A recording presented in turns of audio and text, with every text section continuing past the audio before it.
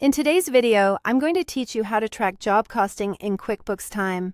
If you've ever wondered exactly how much time your team spends on a job and what that labor really costs, this walkthrough will make it clear and simple.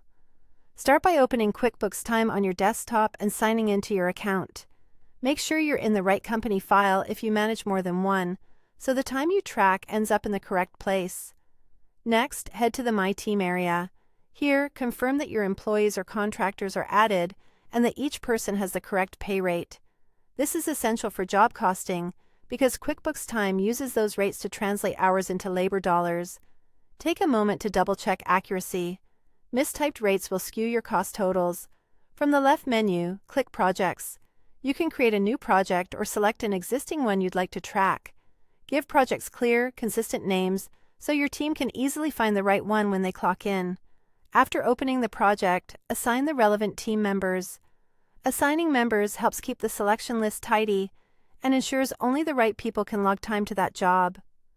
Now it's time to capture hours. Ask your team to track time by selecting the correct project whenever they clock in, whether they're using timesheets or the time tracker.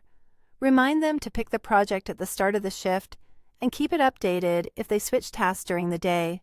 Accurate project selection is what turns ordinary time entries into reliable job costing data.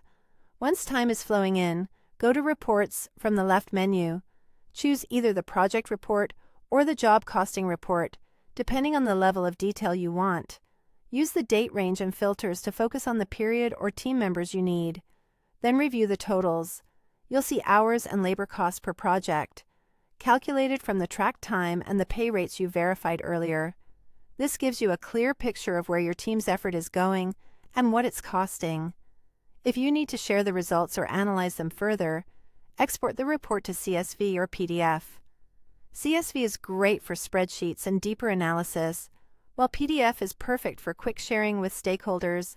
That's how you track job costing in QuickBooks Time. If this video helped, please like, subscribe, and share. Thanks for watching.